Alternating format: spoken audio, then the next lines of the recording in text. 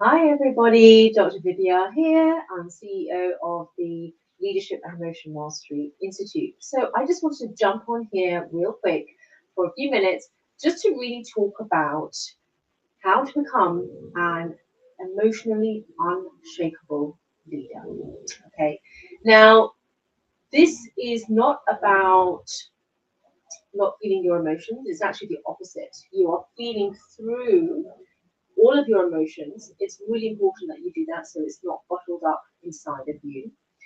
And so that you are allowing yourself to have full awareness of exactly how it is that you feel, what exactly is going on for you. Really starting to think about what is it about this situation or whatever it is that the issue is triggering me, and then how can I actually not really resolve this, but how can I move through this, really feeling and honoring and validating all of my feelings. You see, all of the emotions are normal. If you look at the Hawkins law, which I will put into the comments below, Hawkins law will show you that there are basically so many different emotions, as we know. Now, there are low vibrational emotions. What do I mean by vibration? You may have heard of one of the spiritual laws, which is the law of vibration. Okay, now this is, whether you believe in manifestation or not, is actually really integral that you understand this if you want to master your emotions. And if you want to be a top leader, self leading in your family and in your global business service, you need to master this. Okay, everybody needs to master this. This is just part of having amazing, good, healthy mental health. Okay, so the law of vibration is essentially each of the cells in our body are vibrating at a certain speed. Now, when we have low vibrational emotions such as sadness, guilt, anger, fear, you may notice that you feel a lot of tension in your chest. You feel anxious. Sometimes we genuinely feel quite like deflated. We feel slow. And actually, some of the biological, physical symptoms of depression, anxiety, whatever, kind of labels you want to use.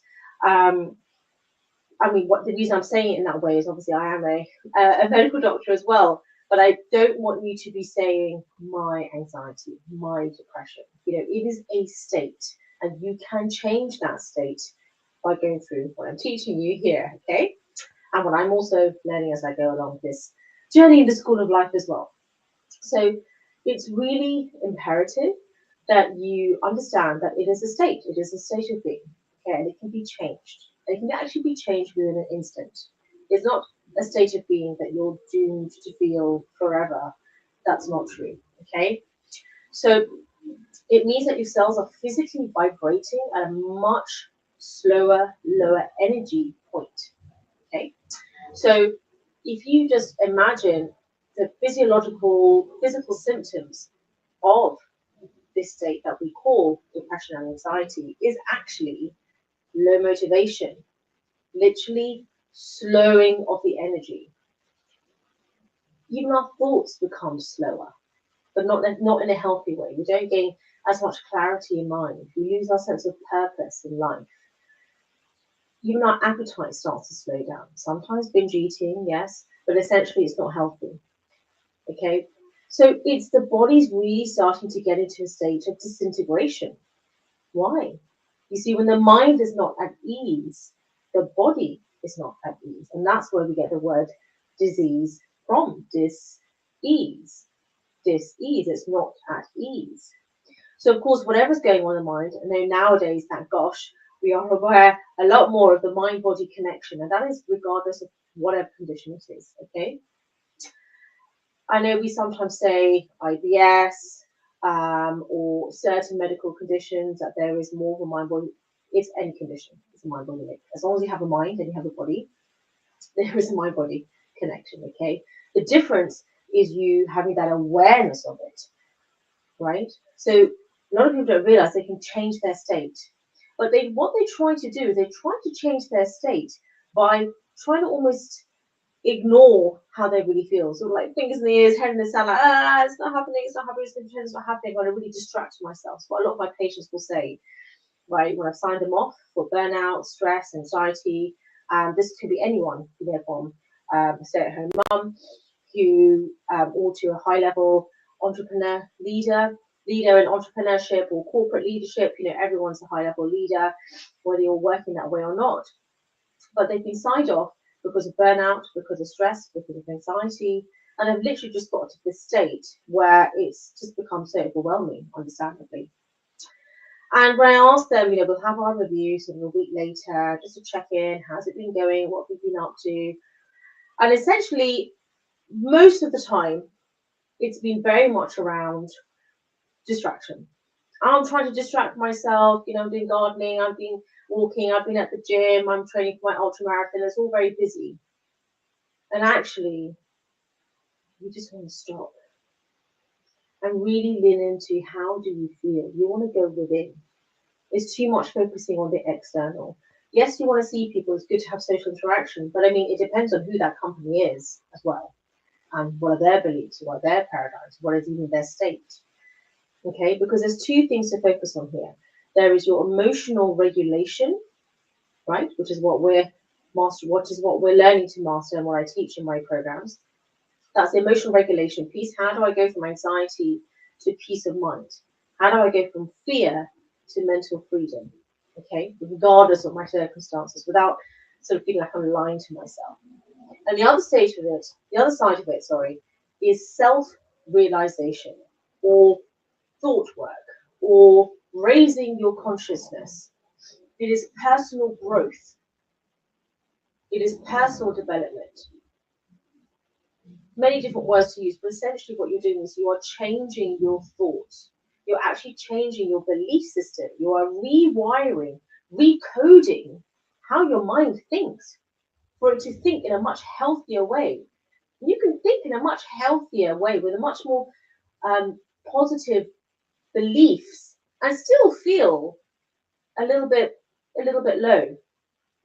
So it's not, you will still vibrate from these different emotions, but you're on a higher level of consciousness. You are having a growth mindset. So the difference is that the oscillations, the up down, the gap between up the higher level emotions, which is what's your opposite of anxiety? Freedom, peace of mind, love, calmness of mind, courage, right? The difference between that will feel much smaller. Okay, so the oscillations are not going up and down. You don't feel like you're sort of constantly, as some of my patients and clients say, I feel like I'm on a roller coaster. No, you won't feel like that. And also the difference is you have so much more confidence and you're grounded within yourself to know that I can close that gap anytime. But I'm also just changing my belief. That's important work to do. A lot of people sometimes can change their state by they might meet a friend. They might go outside for a walk in the sunshine. They might do some gardening. They might watch a funny movie. And that is beautiful, and you should do that. It's important to know how to change your emotions, but ideally you need to learn how to change your emotions from within. I'm not saying you don't go do those wonderful things, but we also don't want to be dependent on seeing that family member, that friend, etc. It's available within you all the time, and that's part of the self-realization journey. Okay, so those are the two key things I talk about. Emotional mastery, which is emotional regulation, emotional resilience, emotional healing, right? So I've coined the term sort of heal and release journaling, right? And that a lot of my patients and my clients we do this. And I think that's really important because sometimes in order to vibrate higher, we need to get it out of our system in order to clean it up. We need to heal, we need to release it, and we need to heal and release it, right? And I think journaling is great for that, meditation. And yes, sometimes you might be doing that whilst you're going for a walk or lying in bed or as an extension of your prayer activities or whatever works for you. But it is emotional regulation work, emotional mastery. And then the other side of it is leadership, self-leadership. It comes from within. You are leading yourself through it. Yes, I'm a leader in my organization, I'm a CEO, but I'm leading by example. I'm telling you things that I've done for myself, okay, and that I teach my patients and my clients. But it is self-leadership, it is personal growth, and then leading your family, and then leading your award-winning global business service. Okay, so important, such important work to do. So that's it for today. Let me know if you would like me to go deeper into this in an extended actual webinar on the emotional unshakable leader. Let me know. So you can comment down below webinar, and then I can set that up for you, and I'll reach out so we can do that. Feel free, jump in. If you like this, if this resonated with you, jump into my membership, Legacy Leader Circle. It's currently only $37 per month, okay? And in this, you will have live coaching from me, and we actually really go deep into exactly what's showing up for you, how we can do this emotional mastery work and leadership work coming from within this consciousness work, how we can do that together. And there is a third part to all of this, which is legacy creation. And that is, yes, the wealth building piece, wealth building in whatever that looks like for you. So actual wealth building, which is whether it's your corporate career and how do I go to not even the next level, but really quantum leap, or it is in entrepreneurship. How can I really start my, for example, coaching business or my global service? How can I make it award winning? Right? How can I take it to 6, 7 figures, etc.? How can I have huge impact in my community and what I do?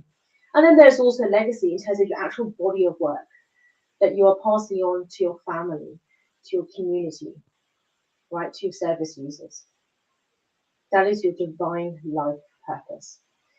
So those are the 3 things I focus on: emotional mastery, leadership, and legacy creation. And we focus on that in the Legacy Leader Circle. So jump in. Feel free to comment down below membership. I'll put the link as well.